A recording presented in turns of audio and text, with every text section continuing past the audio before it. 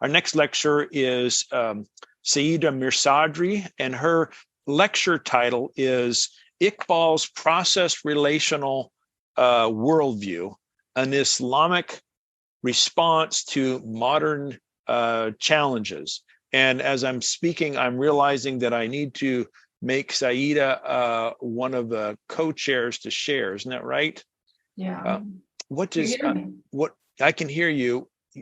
I cannot share my. Yeah, I'm looking for your name under participants and not finding it. Are you listed as something else under participants, maybe?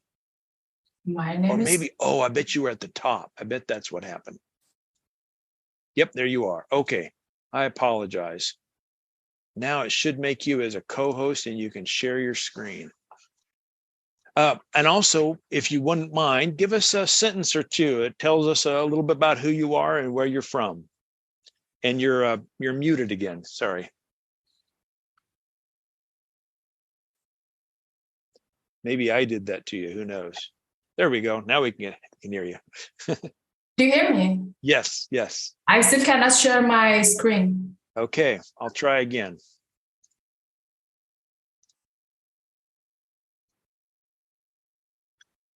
How about now? Okay, yeah. Great. Sorry about that. It's okay.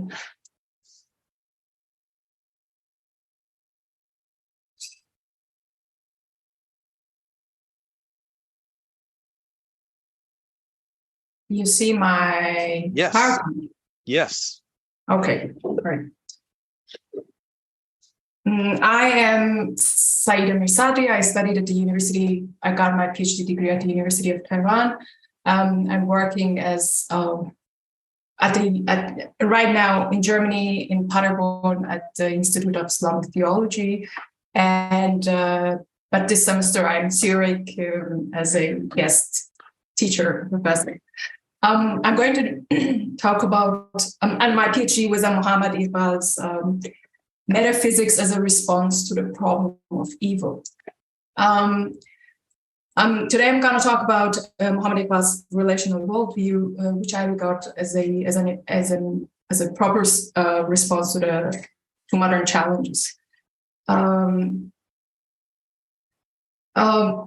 First of all, process thought is already known in the Muslim intellectual world, however, always remained as part of the Western speculative tradition and not well received by Muslim thinkers. The reason might lie in the fact that the process model of God is far too antithetical to the classical divine image in the monotheistic religions, and all the more in Islam. Christian process theology has been criticized by Muslim thinkers for, according to them, the process thought ignores the major divine attributes of perfection by attributing process and change to God and absoluteness, namely omniscience and omnipotence.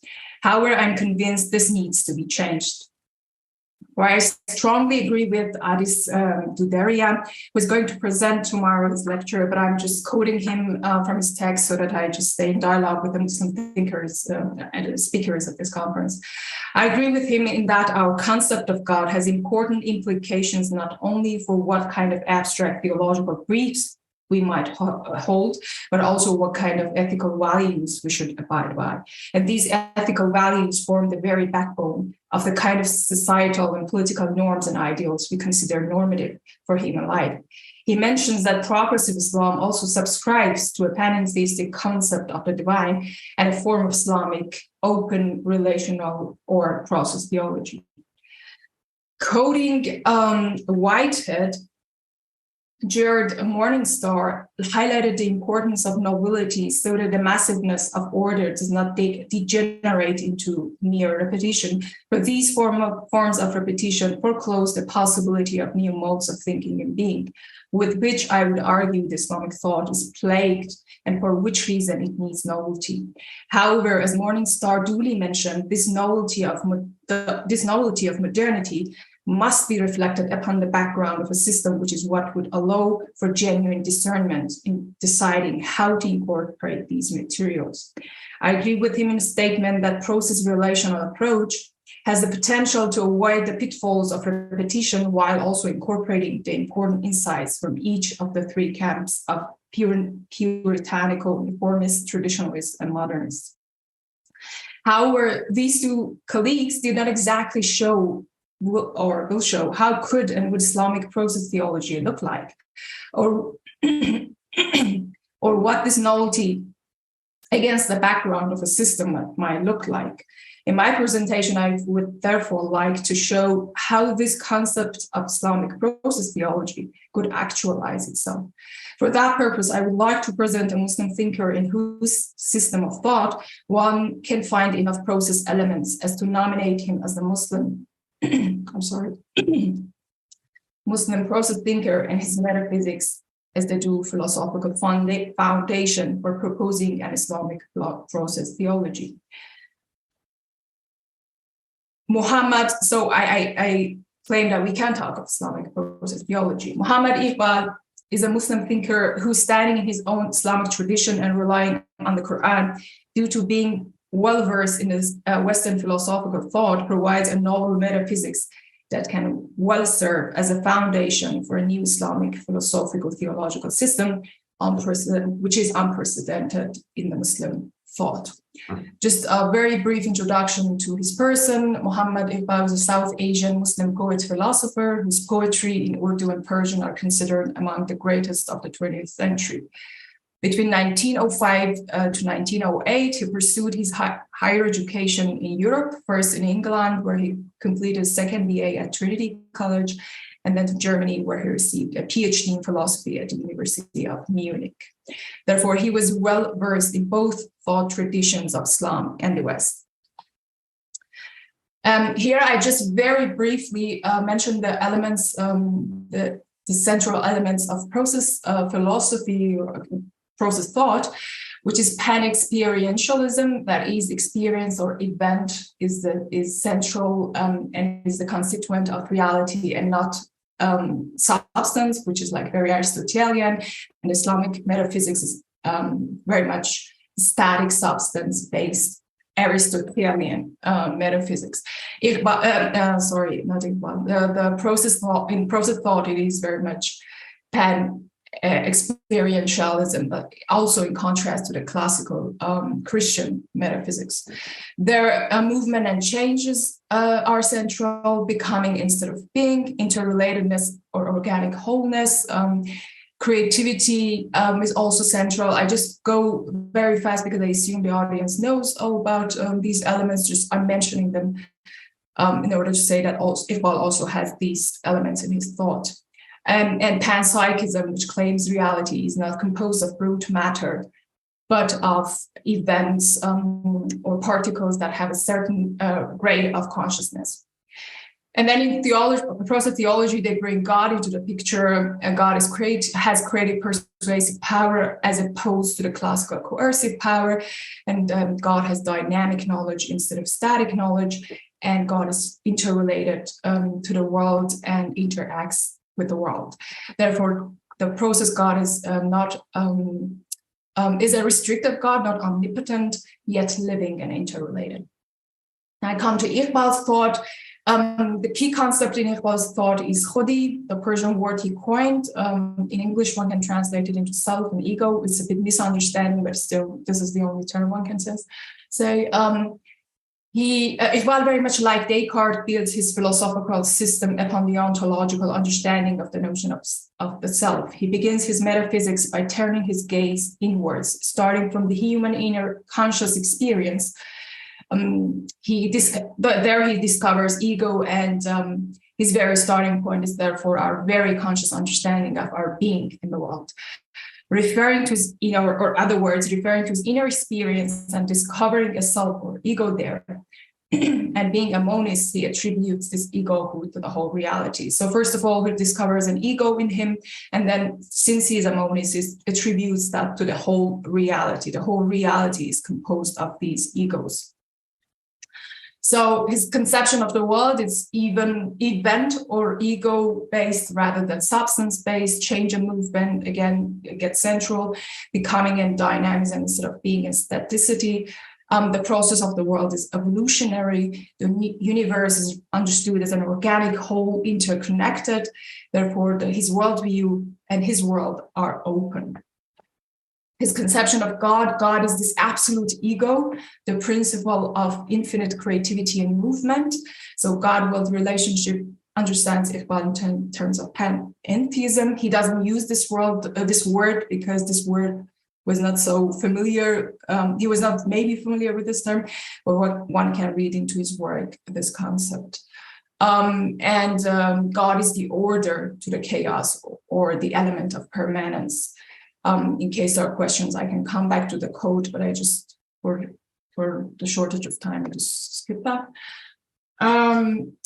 And as for human, Iqbal regards the human as the only fully conscious ego in whom egohood finds its perfection. And what is interesting about Iqbal, different from process thought, human is not co-helper with God. God is co-helper with human. And these quotes by him are very famous. We're gradually traveling from chaos to cosmos, and we are helpers in this achievement. And another quote, it is the lot of man to share in the deeper aspirations of the universe around him and to shape his own destiny as well as that of the universe. And in this process of progressive change, God becomes a co-worker with him, provided human takes the initiative. So this is, one can see this is a very strong anthropology, Iqbal suggests. So my conclusion, Iqbal's novel process worldview finds all the more importance when one observes the fact that the Islamic classical metaphysics fails to function well enough in the face of today's serious challenges. Some Muslim thinkers have been trying to engage with these questions and contribute to these discussions. However, the interest in and the attempt to come up with new Islamic metaphysical systems, which is the necessary first step to address the new issues, is meager, if at all. It is why, therefore, that I believe that the Muslim speculative tradition fails to properly and coherently address today's questions and engage actively and productively with the discussions due to basing their arguments on a classical worldview. So long as the Muslim thinkers go content with the classical metaphysics, which is in its very nature highly hierarchical, static, and androcentric, they fail to respond satisfactorily to today's questions of human rights, women's rights, and ecological crises, among others. It is my firm conviction that these challenges and crises are basically encouraged by the makeup of the classical metaphysics. Christian eco-theologians of the last decades, including Sally McFaig and Catherine Keller, who are to the most part inspired by the process of thought, have been pointed in their critiques of the metaphysical hierarchies lying at the foundation of classical theism. According to them, the idea of a transcendent God lying beyond the created world motivates this understanding. For traditional cosmological mappings, place God at the top of a metaphysical ladder that descends to the human male as God's primary image, then down to the human female, animals, plants, and finally inanimate matter. This theological model of creation has been rightly criticized for its justification of human, not to mention male domination of the earth.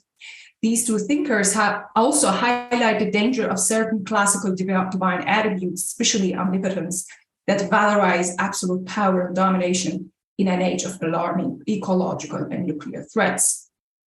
In complete agreement with these thinkers and sharing with them their fears and concerns and ideas, speaking from the Islamic tradition, I claim that I can find due relevance to the issues and challenges of today's world and responses to them in Muhammad Iqbal's thought. For one, because Iqbal's ontological system encourages a process relational worldview in which consciousness, creativity, and life take center stage, rather than God and abstract theocentrism, thus the charge of ontotheology, or man androcentrism, starting his metaphysics from the inner experience of human subject, of his or her being in the world.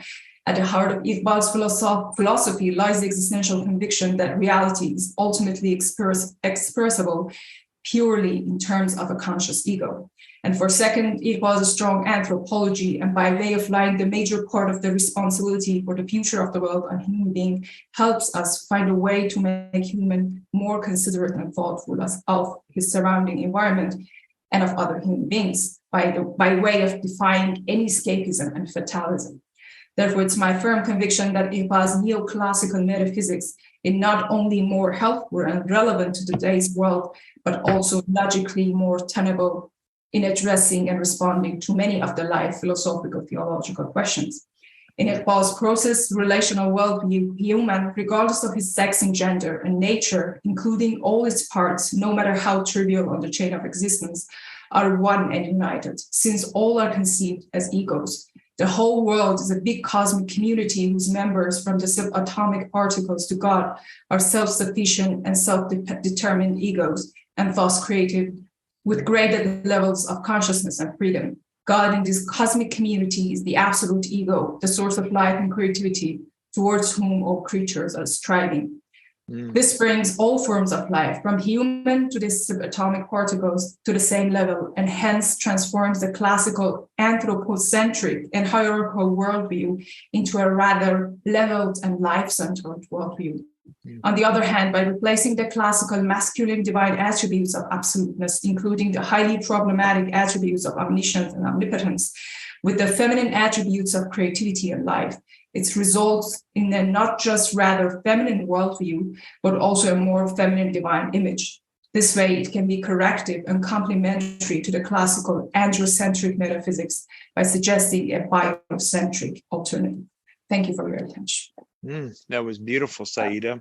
Rich and dense and provocative, and I'm sure it's already generating conversations and comments in the chat box. But before we get to that, Michael Lodahl has a response, and Michael, if you would give us a 1 or 2 sentence bio for you, and then respond to Saida. Sure, I'm happy to do that. Michael Lodahl, I'm professor of theology and world religions at Point Loma Nazarene University in San Diego, on the bluffs of Sunset Cliffs overlooking the Pacific Ocean. Happy to be with you, and really delighted and honored to respond to Saida's presentation. Thank you so much. I first of all want to say that I applaud any and all attempts to reappropriate Iqbal's fascinating work. Reading Saida's presentation inspired me to go back to Iqbal's book, Reconstruction of Religious, is it Knowledge? Religious Thought in Islam. It'd been a few years, so it was fun to go back to this.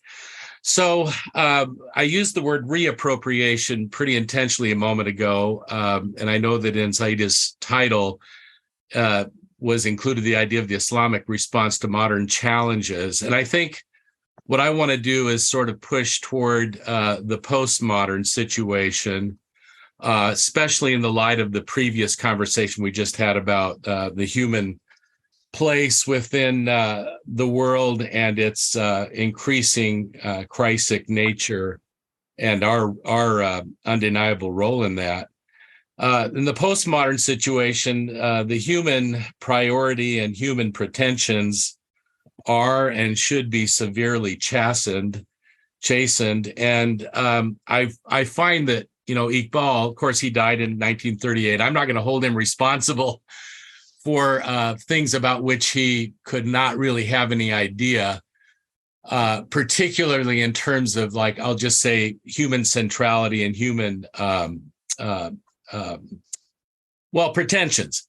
And I love Saida's beautiful interpretation that moves us beyond the human. But I do find in Iqbal some things that, like, as I'm reading it now, little alarms go off. And again, not so much to say he's no good to us. I think he's of immense value to us. But like reading him, even in the light of this just immediately previous presentation, on the very first page, he talks about, he's already talking about philosophy and religion and their difference. And he says of religion, now I don't see it. Religion holds out the prospect of nothing less than a direct vision of reality. I think in the postmodern situation, we're more aware of, we don't have a direct vision of anything, certainly not of reality with a capital R. And this kind of epistemological pride or pretension requires some serious chastening. Again, and what I find is that often Iqbal does somewhat uncritically, but again, I mean, this is said with all kinds of, retrospect now, and hindsight is 2020. But a kind of a presumption about human capacity to know. And I think it moves from that to the human capacity to grasp and to manipulate in ways that are dangerous language. Saida quoted and mentioned how famous this quotation is. I actually had the same one in mind, so I want to look at this. In my version, it's page 12. But let me read the paragraph in its entirety. It is the lot of man to share in the deeper aspirations of the universe around him.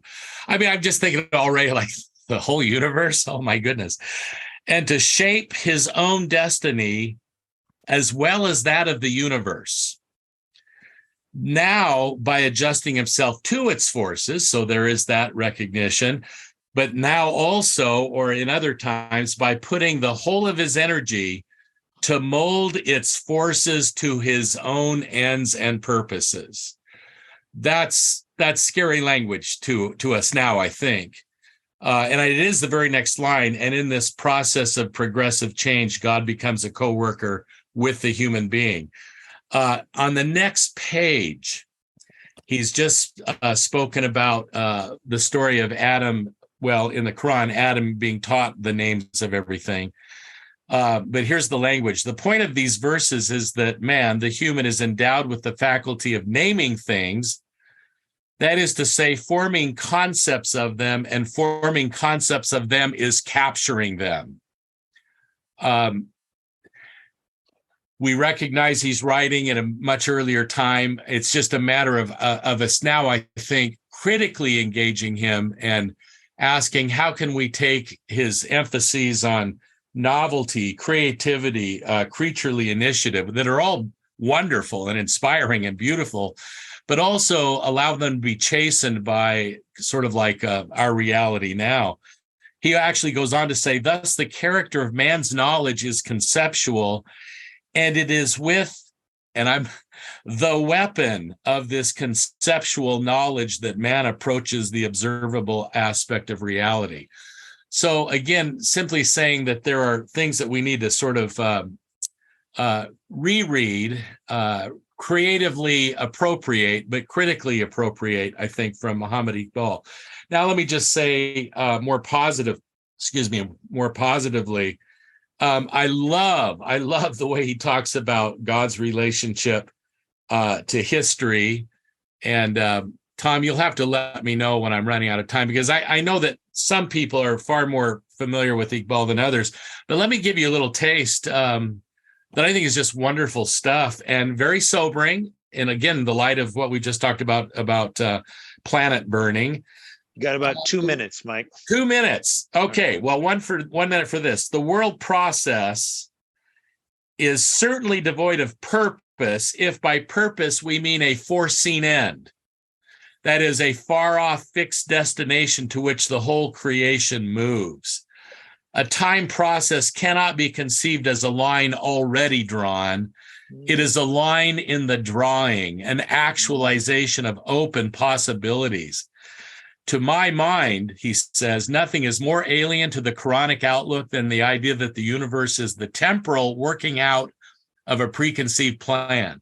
That's powerful stuff. Even today, I think, certainly from a Muslim writer or from Christian writers. The last thing I'll say, and I would love to hear more about this.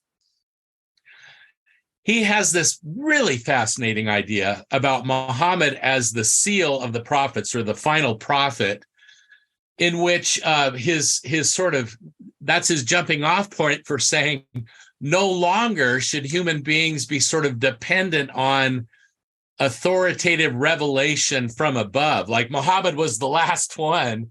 And now, post-Muhammad and Islam is supposed to be about human beings employing reason, observing the world around them, so like the sciences and all that. I mean, great stuff, but and I don't know if he's the first Muslim to have suggested this, or if he got it, he's the only one I've ever encountered who kind of sees this Muhammad as the end of the prophets, as also the end of a prophetic age, or a sort of prophet, or a dependence on the prophet category. And now we're propelled into this much more, I would say, more new, creative, innovative, adventurous life of humanity. That seems like a really creative interpretation, but I don't know if he's the only one, or if more has been done with it. So that's an open question for me, and I'll stop there. But thank you again for your wonderful presentation. And that was a great response, Michael. Thank you. Saida, you want to take a few minutes to respond to anything that Michael mentioned? Yeah, sure. Michael, thank you for your great response. I would start with the second question. No, he's not the first Muslim who puts reason at the center and says, like, we have Mutazilites in the Islamic tradition, right, like 1,000 years back, who really put reason, they gave reason the priority, saying like reason is above revelation. So they were extremists in that regard. Iqbal criticizes reason. Of course, he says reason is important, but he says he makes this bipolarity between the East and the West. East stands for inspiration, and the West stands for reason. And he says both of them made a mistake. We have to gather reason and inspiration together. So we need inspiration. We don't need any law, any divine law. It's why Muhammad is the seal of prophethood. Well, we still need inspiration. We need religion for that reason. And religious experience, he says, is available for all human beings, but not just humans, also all forms of life have a kind of religious experience. As your critiques about his epistemological pride and so, you mentioned rightly that it should be like chastened or something.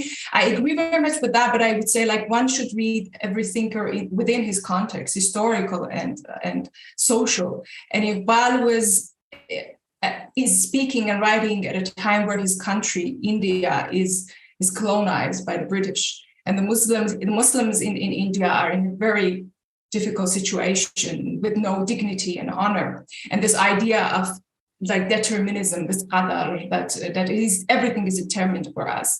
He wants us just to take the chains of determinism from the feet of the Muslims and say, you are responsible for everything.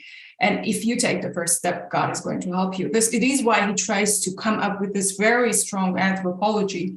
Where I would say like he's maybe the only theologian philosopher who even in his poem dares to question God and protest against God, seeing all the evil around him. So I would say like one should read him within his context, not with our postmodern lenses and like European perspective. It is a Muslim in a colonized country under the rule of the colonizers. Thank you, Saida. That's beautiful. I've been keeping my eye on the chat, Saida, as you and Michael have spoken, and I'm going to open up these questions to both of you, but start with you. There's this ongoing argument or concern in the chat that is mirrored in the broader open and relational community, and I think I want to kind of summarize. Although Saida, you might know all about this, but just in case some of the folks who are part of this conference don't know about it. It's a conversation between some of the ideas stereotypically put in process theology and ideas that are different in open theism, and two of them in particular. One is whether or not God's power is voluntarily self-limited, or if it's limited by God's nature or by the universe or something that God doesn't choose. That's one question. The other one is, does God create the universe out of nothing? Creatio ex nihilo. Those are perennial arguments. And so some of the folks in the chat box are saying, well, where does Iqbal fall in this? How do you read him? I'll start with you, Saida, and then Michael, if you want to chime in. This is actually a good question, because I'm reading into Iqbal what I think. I mean, he himself is not a systematic thinker, so he doesn't come up and say, "I agree with." Panentheism is my favorite way of understanding God-world relationship, or the power of God is limited. I'm just reading, and I found all these process elements in his thought. As for divine power, he just mentions that omnipotence is a kind of paradoxical, like contradictory concept, and criticizes that. But whether God voluntarily gives it up or not, there is again another sentence by him that for the freedom of the world and for human, the world and humans cannot be while God having omnipotence. Then you can understand from that God gives freedom to the world, and by doing that, he's limiting, or she's limiting himself. About creatio ex nihilo, he again doesn't say anything. But since there are many process elements in his thought, and he's thinking parallel with Whitehead, so he's not influenced by Whitehead, he's more influenced by Henri Bergson and the German idealism. And I would say German idealism, Henri Bergson, and modern physics, if we gather them together, it would be process. So I would say like he's thinking parallel with Whitehead's, and one finds like process elements in his thought. So I would then rather, because the world is also a kind of ego. And he even uses the word event twice or 3 times. So that I would say like it is more process than open theism. Very interesting. Yeah. Good. Michael, thoughts? Well, I was going to concede to Saida on the question of creation out of nothing, because I didn't remember anything either. But yeah, I feel like the general sort of texture and tenor of this book is far more in the direction of a deeply interparticipatory notion of God with creaturely existence. Yeah, and maybe he just, that particular question, sort of the cosmological question like that, wasn't that compelling to him. But what I get, I agree. I think it's much more of a kind of ongoing process. The language of ego that creation itself in some ways embodies is it's really fascinating. But yeah, you don't have a systematic theology here. There are other writers that he kind of reminds me of, other traditions. He's the only one I've really encountered in Islam quite like this. Bergson does sound an awful lot like Bergson often, I think. Yeah, and then the other thing, I'll just say real quickly, you were talking about power. I'm always, and I can't remember exactly how you said it, Tom. What was the first half of that? God is self-limited, or limited by nature or by the world, or I just really long for our discussion about divine power to go beyond like limits or that kind of thing, and think about power much more in terms of empowerment. And I do think that's where Iqbal would be too, like that the creaturely existence, you and I and everything, and the subatomic particles are empowered, that the nature of divine power is always empowering. And so it's not a matter of limiting something. It's in fact the flourishing of divine power when creatures, I think the way that Iqbal describes it, when we exercise some degree of agency, and I don't want to overstate, how much we have, but we definitely have meaningful agency. And it seems to me that I think I heard this earlier, we should try to understand this as the expression of the nature of divine power to invite and empower creaturely response. Yeah, I think that's all I'll say. Yeah, I think that was Jared who brought that up. It's an ongoing discussion. Is it more powerful for a being to control absolutely everything, or is it more powerful for that being to give power to absolutely everything? And I think most in the open and relational community are going to say it's obviously the latter. But that's one of the distinctions probably between classical theism and open and relational thinking. I feel that would be Iqbal's position too, although I'm very happy to learn more on that score. Yeah. Saida, Asina asked a question a little while ago, and I almost skipped over it. It's a really good one.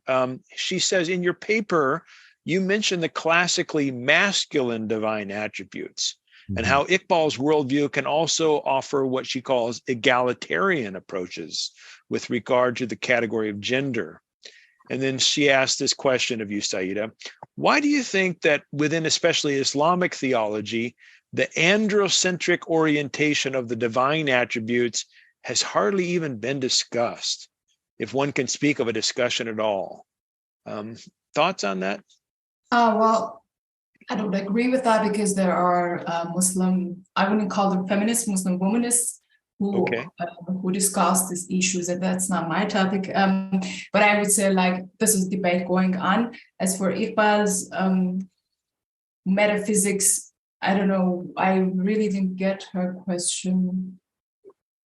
Thinking about God's attributes in more egalitarian rather than masculine. I think she means like authoritarian, like dominating versus sharing kind of thing. I think that's behind your question.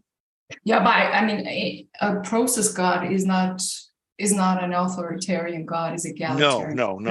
So it's like a God that shares his power with the world. And also, as I said, like in Iqbal's metaphysics, life and creativity, which are very much feminine attributes, take the center stage. So I would say like these are the attributes I would say are egalitarian. One of I'm realizing one of the fruits of this conversation, Saida, and I guess everybody else, is I'm seeing some parallels between the Christian tradition I'm a part of and Islam.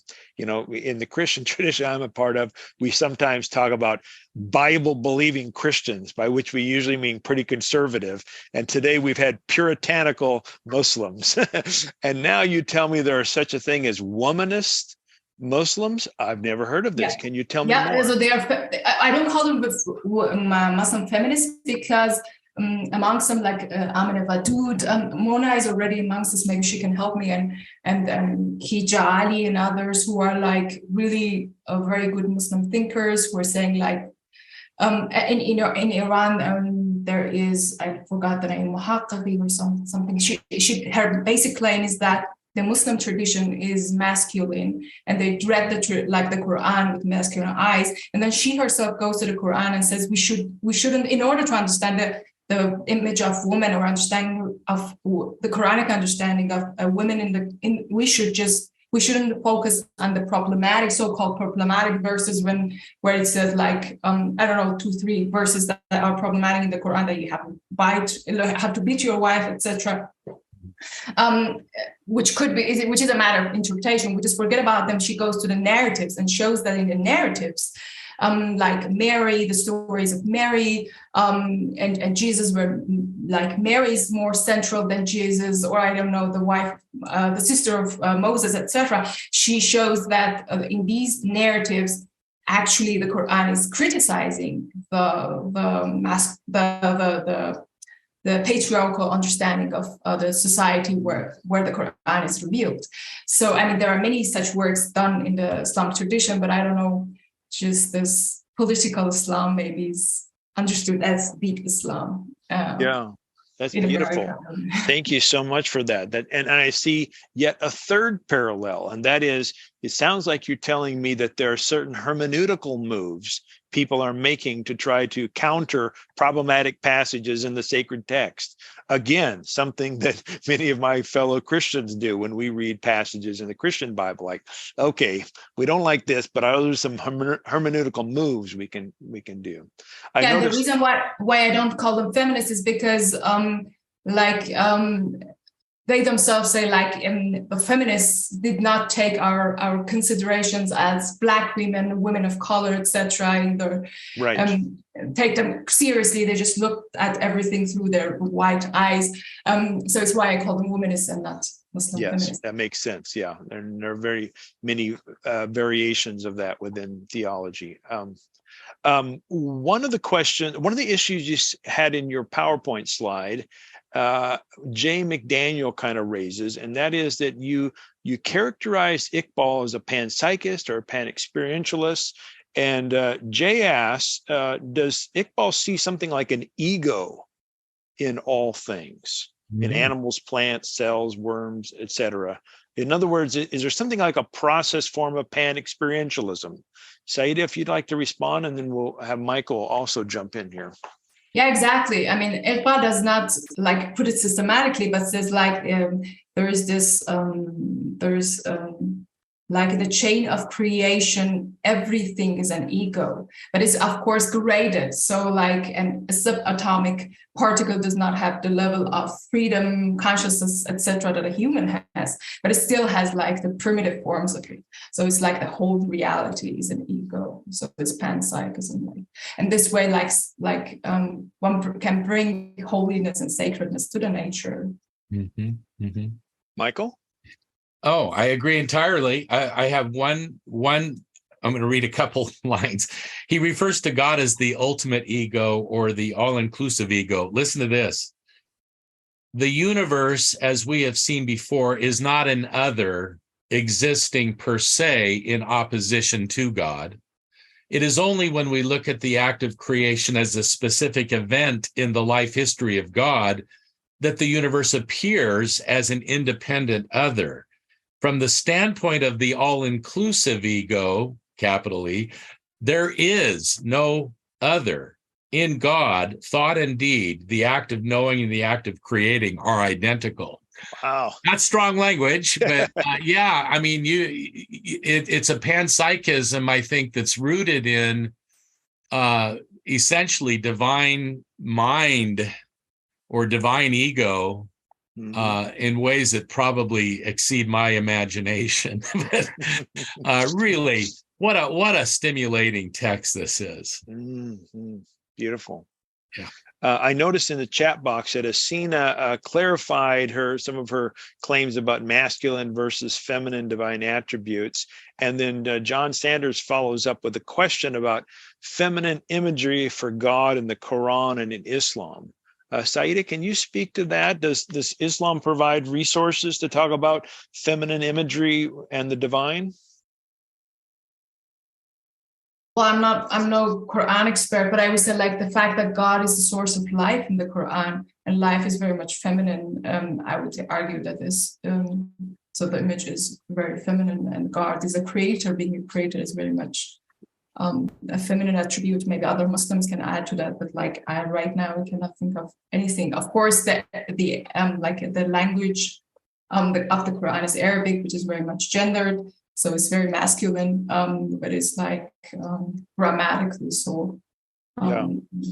All right. Well, if anyone could I ask a question about that? Yeah, go for it. I'm asking of Islamic scholars now. I think all but one of the surahs in the Quran begin in the name of God, the all merciful, the all compassionate, or some translation like that. Is not the Arabic term for compassion related to the word womb? Exactly. Yeah, there are such. Yeah. That's where I would start.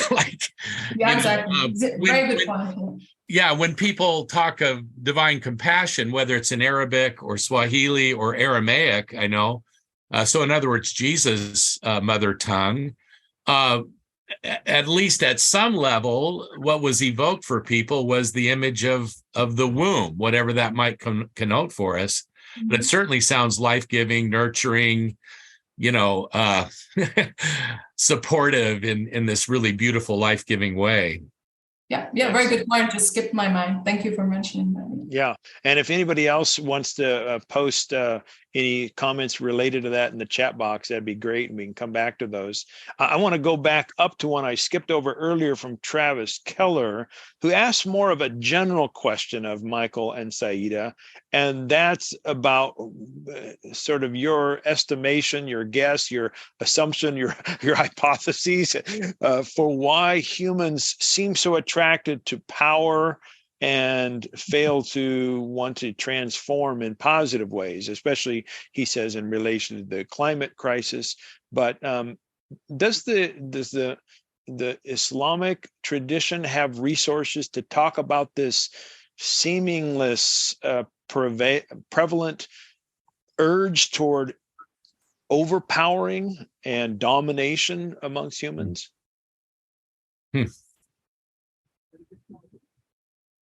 Difficult question. I have to go teach a class like in a second, and wield my professorial power.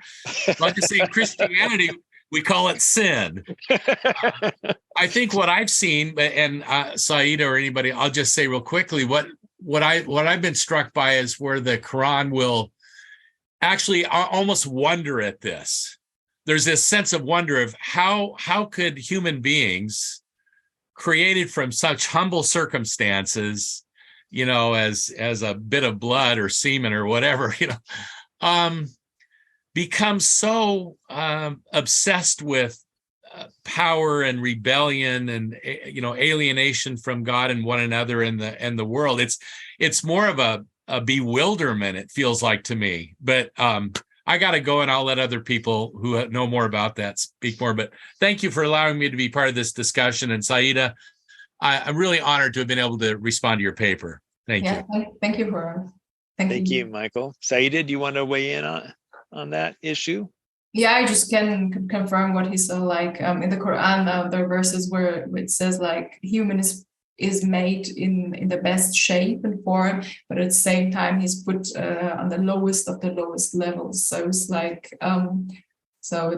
trying to balance that. So and there are verses about the rebellion of human beings. So it's in the nature of man, and exactly maybe because he's made in the image of God. Yeah, I mean, has this power to destroy, but also to build. Excellent. Well, I'm seeing the time, and according to our schedule, it's time for us to start wrapping up this morning's conversation. Before we do that, before I turn to Manuel to have him make some comments and give some insights, I'd like to invite all of you who are still with us and in participating to not only show our appreciation for Saida and Michael, who just left, but all of our presenters this morning. If that's something you'd like to do, hand of applause, high five, thumbs up, whatever you want to show.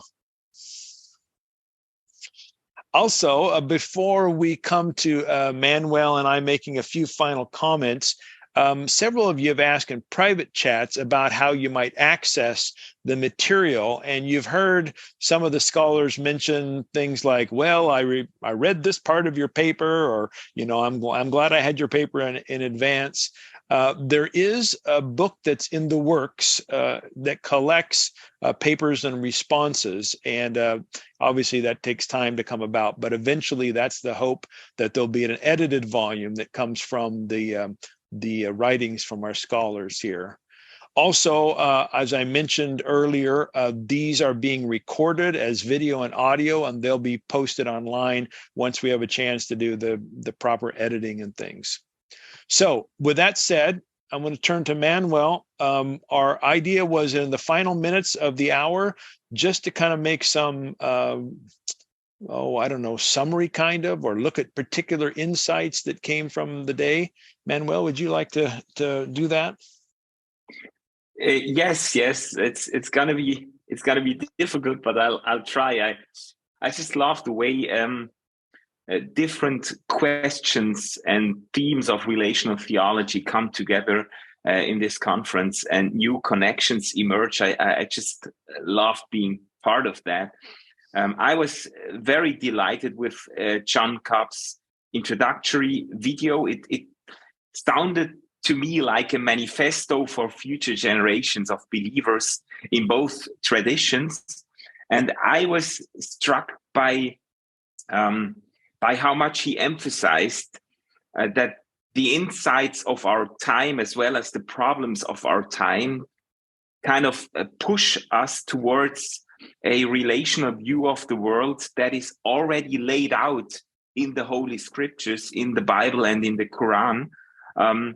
I was kind of surprised by this emphasis he made on the Scriptures. And of course, this also plays into Jared Morningstar's talk as well, into how a relational theology today fruitfully brings together tradition and modernity, and in the best case, kind of is coming to a new synthesis, or taking the best of both worlds, or I don't know how to say that, but I found that very interesting also. And of course, I was thrilled and shaken at the same time by Greg Boyd's talk on the climate crisis. And I very much appreciate his honesty in also admitting where his own tradition has failed and has no real solutions up the sleeve.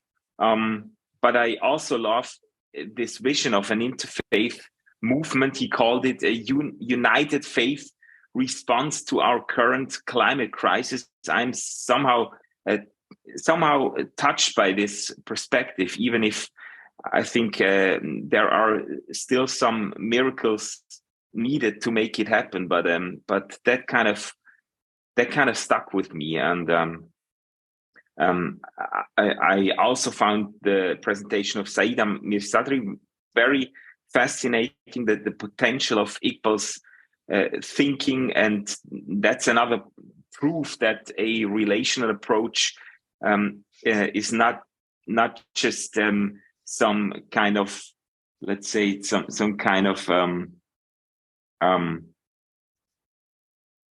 well, just a modern idea, but it has roots in Islamic theological history.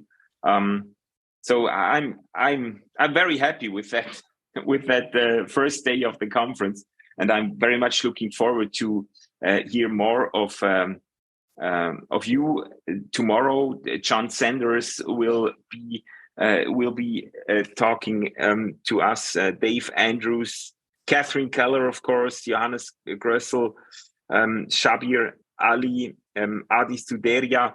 I could, at least the main papers I read them. They were made available, like Tom said, and it's gonna be awesome, I think. Excellent. Thank you, Manuel. I know Mohammed had to step away for a bit, but it looks like, Mohammed, are you back and able to make any final comments?